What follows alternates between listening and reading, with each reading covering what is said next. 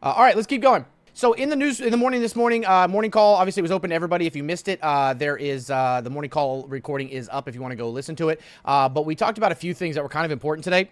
Now, we know that the Fed is most likely, is almost guaranteed to do a rate cut on Wednesday. The question is do they do a jumbo rate cut? And we've kind of watched how the momentum in the spec and growth sector and the IWM and Russell, even though they did their golden cross, there's still, a lot of people pushing into it. And there's still a lot of liquidity coming in. The question is does that liquidity push us up and we do get a 50 rate basis point and then there's a sell-off into that liquidity? Does a 50 basis point, a jumbo rate cut cause the market to push even higher? Do we get a 25 basis? I personally think they should do 25 basis point 3 times instead of a jumbo cut and then a 25. Instead of, if they're going to do 75 basis point before the end of the year, I would prefer to see them do it at 25 each month. So September, October, December, October, November, October, December, November, December, whatever. I don't like jumbo cuts because it's just too much of a shakeup, but the Fed's hand is being really forced right now. And, because with the labor market, and regardless of what you think about the stats, whether it's made up or not, I mean, there is, even with AI, is just pushing it out. We're seeing it. I mean, Microsoft is doing another round of layoffs. They're just not calling it layoffs.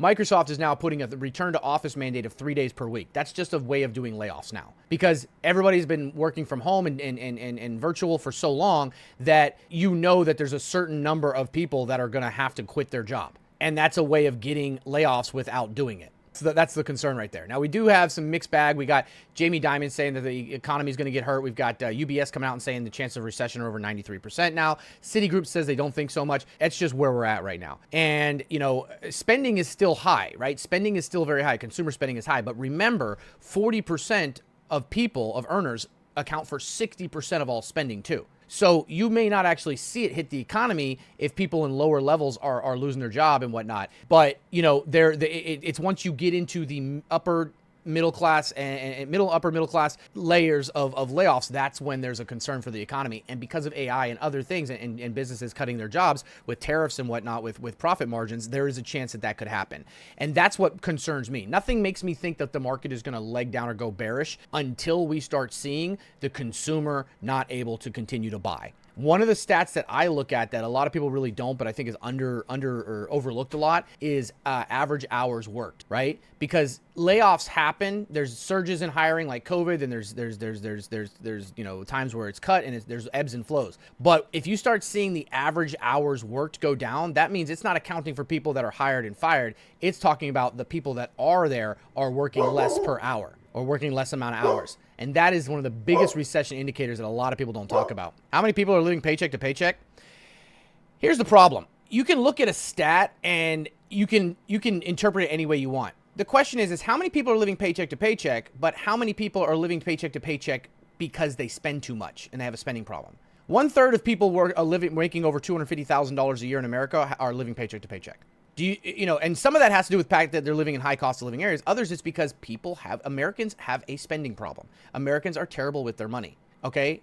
62% of individuals making over $300,000 carry a monthly balance. Now, some of that's really not a good stat because carrying a balance is actually good for utilization. I'm trying to look up the stat that they had. I don't know which one it was. Here it is. This is from 2022. 1/3 of Americans making $250,000 live paycheck to paycheck. Now, remember, part of this has to do with they living in high cost of living areas. But a very big portion of this is because lifestyle creep. We've talked about lifestyle creep. More than 1 in 3 Americans who are at least $250,000 say they live paycheck to paycheck. 36% of Americans taking home $250,000 or more claim to be running out of money again by payday. More than 40% of those earning at least $100,000 say the same. 61% of overall Americans are living paycheck to paycheck. In April 22, 2/3 of the U.S. population, 157 million, have little left over at the end of the thing. Remember, again, people don't like when I say it because it's the hard to swallow pills, but Americans are not broke. There are broke Americans, but Americans are not broke. They're just really bad with their money. The amount of people that I have talked to, even streamers, everybody, all walks of life, the amount of people that don't have a monthly budget, don't know exactly where all their money goes to, at least 95. You should at least be accounting for 95% of your money every month. They don't know. It's just autopilot for them, or I'll pay it off. And a lifestyle creep happens. Lifestyle creeps happen so fast, so damn fast. I mean, I have legitimately seen people buy a new car and that leads them to down the line, it just increases them, whatever. And then people get caught up in this, I've got to look the part. I want people to think I'm well. Like that guy in here earlier, the first time chatter who came in like, oh, this guy's fucking poor. He's fucking poor. Good. If you think I'm poor, I'm doing it right.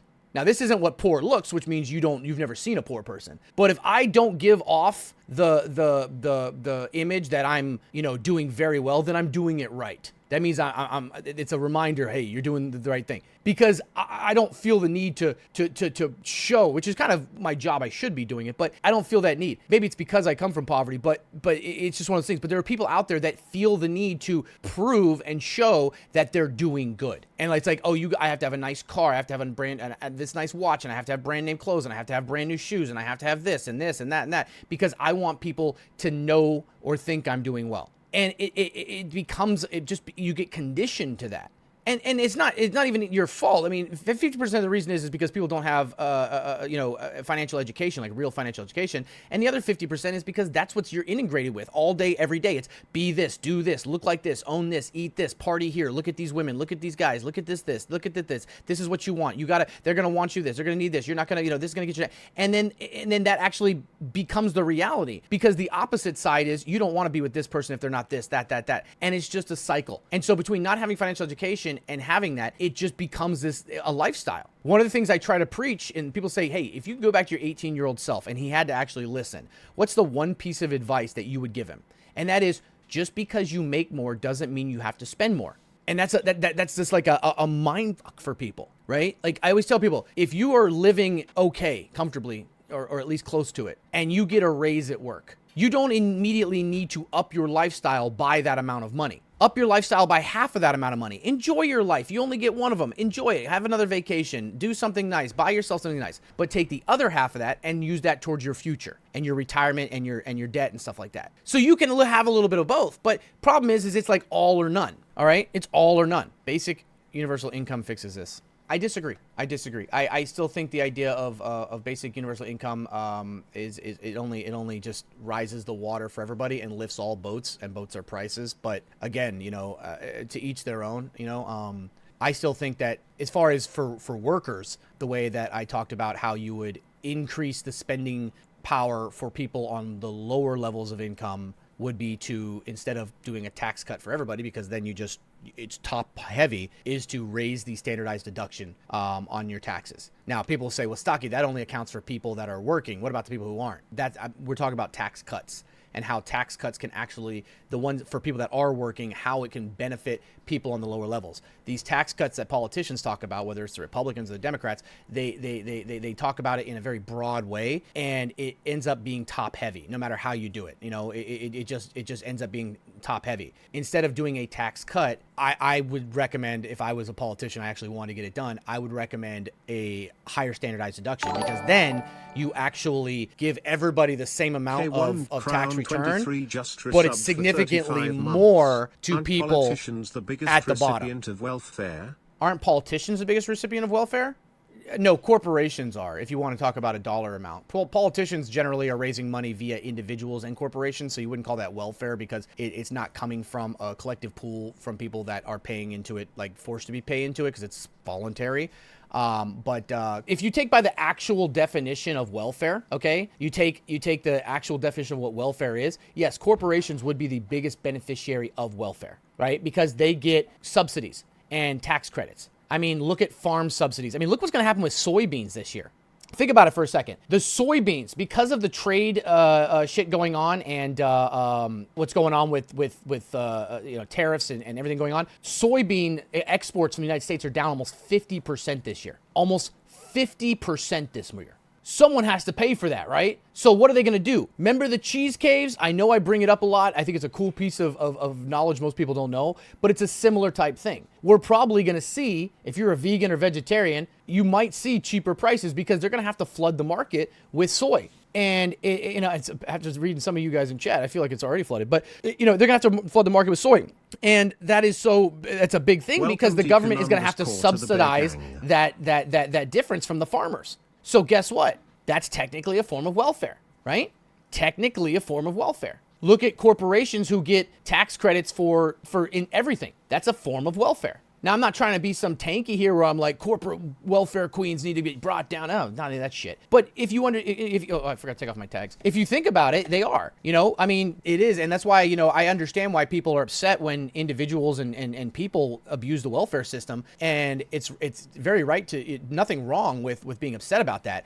But you also have to understand that the amount of money that is lost because of the abuse of individuals on a welfare system pales in comparison to corporations. And then your argument might be, yeah, but corporations provide jobs. Well, people on welfare provide economic stimulus too, because they take that money and put it back into the community and keep it going, right? It also keeps them from having to, go even further into it and having to go into more programs. That's just how the economy works. So it doesn't matter. Here's the thing. It doesn't matter if I am somebody who is involved in the stock market and involved in, economics and stuff like that. I can still see when an economy is in trouble. Okay. The market is not the economy and the economy is not the market. But if you can't see, it's like when I take an investment, I'm always going to look at the downside and the bearish, you have to look at the downside. Otherwise you get tunnel vision, right? So even though I'm in this and I see how the economy's working and I root for the economy because I don't want the opposite to happen, I still see the writing on the wall. There are some concerns in the economy.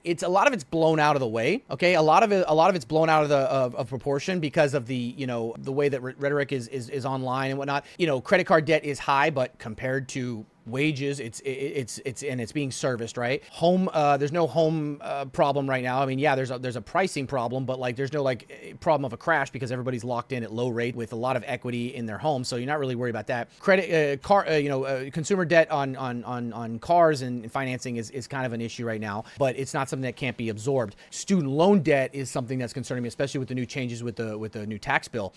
So that's not what's concerning me. What concerns me in this economy is the employment. And that's what is this is the first time where I'm looking at the economic data and I'm starting to actually get concerned because inflation is going up again. Part of that's because of tariffs. Part of it's just because of spending. Rates are about to come down. So inflation is going to keep going up. If this labor market continues on its path, that's where I get concerned because this economy, whether you like it or not, is built on consumerism. It is about the fat little piggies buying up everything. The top 40% of earners account for over 60% of spending. So if we start seeing more layoffs happen, two things is the issue. We have to spend more money, which borrows more money, which causes inflation to continue to go up into an inflationary environment while rates are being cut. And now while a lot of those people do have home equity that they can tap into for a while, at some point they're going to have to tap into equities. One of the driving factors of the market right now is that everybody is in the stock market now. Okay, 50% increase in the amount of Americans that own stocks compared to pre-COVID. And their dollar cost averaging $5 billion a day is going into the market from retail investors. And that's why dips are getting bought up because people are like, why would I sell off if everyone's just buying and they're going to buy the dip? I'm going to miss out. I might as well just hold on to it or buy the dip or scale out or whatever. But if they have to start tapping those equities, now you're going to start slowing down that buying, which then means other factors are way more prominent and way more prone to causing a drawdown in the market. Again, market's not the economy, economy's not the market. That's why the Fed is going to have to react to the labor market because inflation is bad and stagflation is scary. But it's better to avoid stagflation and then tackle inflation than it is to tackle inflation and stagflation hit. You see what I mean? You got to try to get ahead of it as much as you can because when prices go up and jobs go down, you are effed. Stagflation is one of the scariest things you can have. Deflation is really scary for a long period of time. And I've had to explain to people why deflation is bad. A lot of people don't understand. They're like, why is deflation bad? The value of my money goes up. That's a good thing. No, it's not. Because if you have deflation for long enough, you're no longer having to put your money somewhere else because you're losing value of it. And therefore everyone starts holding on to their money. They stop spending, they stop investing, and then everybody loses their job because nobody's spending money. So employers have to cut jobs and shut down. So now you have mass unemployment. You see what I mean?